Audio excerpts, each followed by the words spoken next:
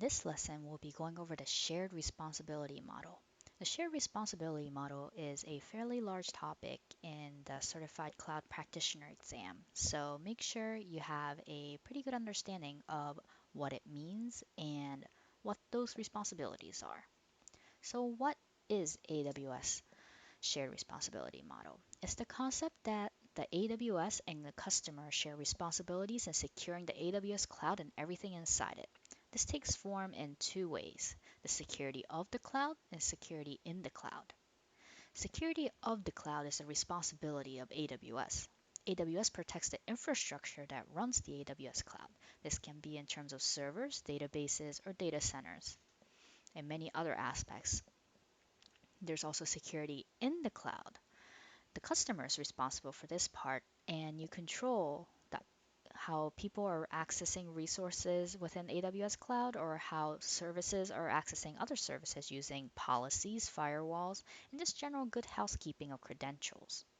The customer is also responsible for running updates and security patches in their EC2 operating systems and the encryption of data. Who's responsible? So AWS provides a nice little chart that describes who's responsible for what part of AWS. You can check this out on their website that I will be sharing at the end of this lesson. So what does this sharing a responsibility look like? AWS secures the physical security, the regions, availability zones, edge locations, the data centers basically, and also foundations of the services it provides, like the compute, storage, database, and network services. You secure user access, making sure the right services or people are accessing the right resources and nothing else.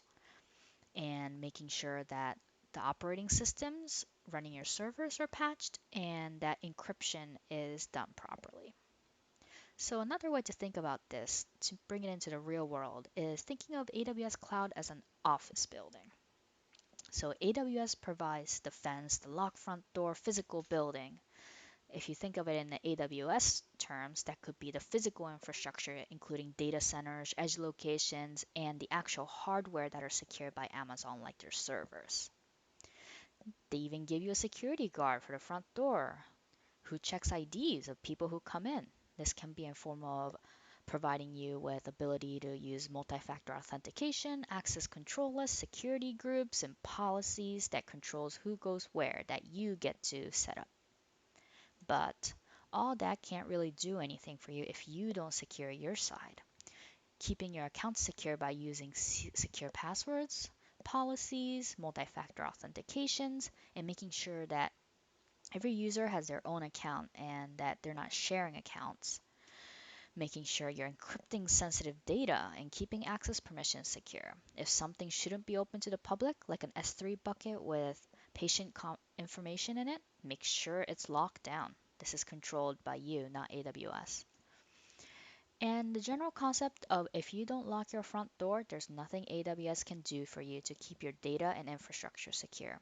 If you let someone in by sharing credentials or leaving your root account insecure, that's it. AWS provides security and compliance and tools for you to do your part in securing AWS Cloud.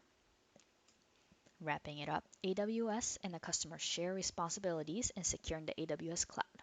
AWS is responsible for security of the cloud, and the customer is responsible for security in the cloud. An exam tip is that a good rule of thumb is asking yourself, can I access this somehow to change the security? If yes, you're likely responsible. If no, AWS is probably responsible. You can also learn more by visiting their website and the shared responsibility model. You can access this by going to aws.amazon.com/compliance/shared-responsibility-model.